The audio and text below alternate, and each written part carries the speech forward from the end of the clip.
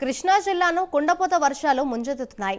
బాపులపాడు మండలం హనుమాన్ జంక్షన్ సమీపంలోని బొమ్మలూరు వద్ద జాతీయ రహదారిపైకి వరద నీరు పోటెత్తుతుండటంతో ఏలూరు హనుమాన్ జంక్షన్ మధ్య జాతీయ రహదారిపై రాకపోకలు నిలిచిపోయాయి.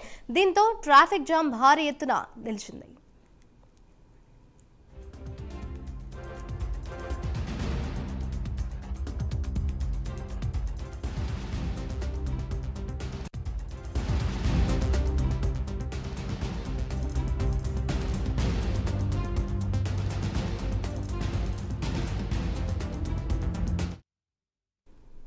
కృష్ణా జిల్లాను భారీ వర్షాలు ముంచెత్తుతున్నాయి. ఇదే అంశంపై మరింత సమాచారాన్ని మా ప్రతినిధి సాంబశివరావు అందిస్తారు. సాంబశివరావు, చెప్పండి, ప్రస్తుతం కృష్ణా జిల్లాలో సిచ్యువేషన్ ఏ విధంగా ఉంది? ఏ ఏ ప్రాంతాల్లో ఎక్కువగా ఈ వర్షం ఎఫెక్ట్ ఎక్కువగా ఉందని అనుకోవచ్చు అంటారు?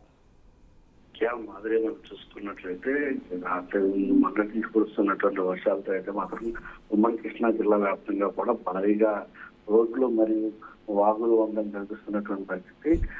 చెరువులు అయితే పొంగి బయటకు వచ్చేస్తున్నటువంటి పరిస్థితి.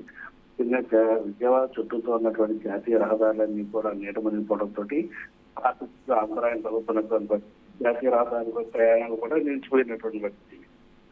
బాపులపాడు మండలం హనుమాన్ జంక్షన్ సమీపంలో బొమ్మలూరు వద్ద జాతీయ రహదారిపై చేయడంతో దీంతో ఏలూరు హనుమాన్ జంక్షన్ మధ్య జాతీయ రహదారిపై రాకపోకలు నిలిచిపోవడం, అదేవిధంగా కొండపల్లి దగ్గర, అదేవిధంగా నందిగామ దగ్గర, అదేవిధంగా కంచెంచెర్ల, అదేవిధంగా జగ్గేపేట, ఇతర అంటే హైదరాబాద్ నుంచి వచ్చేటటువంటి మొత్తం విజయవాడ వచ్చేటటువంటి ప్రాంతాల్లో కూడా భారీగా వర్షం నీరు హైవేల మీద రావడంతో అక్కడ, అదేవిధంగా విజయవాడలో ముందన్నడూ లేని అంటే ప్రజలు చెప్తుంది ఏంటంటే గత 50 నుంచి 100 సంవత్సరాల్లో ఎప్పుడు కూడా ఇలాంటి వర్షాన్ని చూడలేదు అంటూ కూడా విజయవాడ వాసులు చెప్తున్నటువంటి పరిస్థితి.